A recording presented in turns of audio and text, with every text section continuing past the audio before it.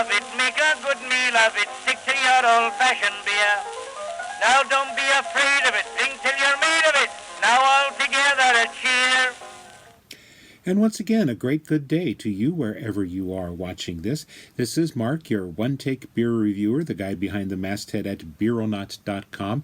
And yes, it's time to look at another beer that has been sent to me by the brewer for my comment, and that's my disclosure right there. I have the third of the Kentucky Breakfast Stout varietals from Founders Brewing Company of Michigan. I had the original KBS a couple years ago, and then last month I had their Mackinac Island Fudge. So now we're going to go break into their Espresso KBS. And yes, this is an Imperial Stout at 12% alcohol by volume that is brewed with coffee and chocolate, and apparently along with that, this version has been aged on espresso beans after being removed from the bourbon barrels. So that should be interesting, and I hope I can go to sleep after this. But and yes, I am aware that Founders has been having a lot of issues with its HR and diversity issues among its office staff as well as its restaurant staff, and I just hope that gets worked out. And if you are concerned about that, I get you, and you're probably not even watching this far, but we're just going to look at the beer for now and see how that stacks up, because it is a highly sought after beer, and we're just going to pop it open right now.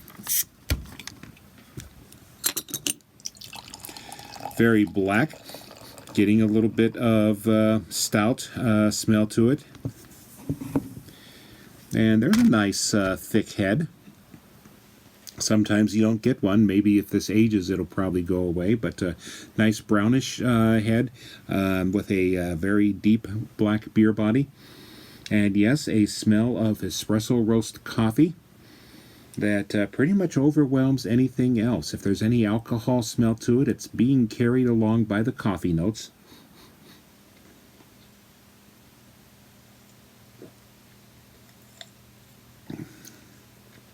Ooh, of course, if I were really comparing the coffee strength of this, I'd be opening this along with the regular Kentucky Breakfast Stout, and that's probably not going to happen in the near future, but it's got a lot of strong coffee flavor to it. Not much, creamy stuff like you might see in a Kahlua or an Irish cream, but it's still kind of sweet.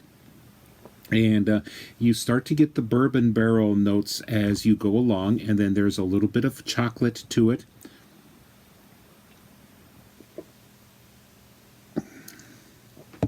This was bottled in October, so it's still relatively fresh, so I don't think it's developed a lot of complexity yet, or any of the flavors that come along from sitting around for a while.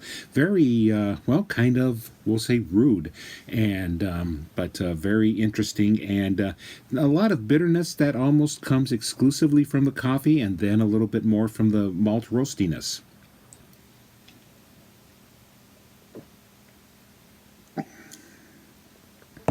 Definitely a difference between this and the Maple Mackinac Fudge version, and one day I've gotten two of each of these, so maybe I will open the other one someday with a straight KBS. But right now, I'm just going to say it's very not really a strong alcohol feel or burn to it. It's mostly just kind of a coffee and beer combination, and it works pretty well if that's what you like. Again, kind of bitter, mostly from the coffee and mostly from the grain roast, and that's what I've got to say about it, I guess. And this is Mark, your one-take beer reviewer, the guy at beeronaut.com, saying cheers and happy 2021. Now don't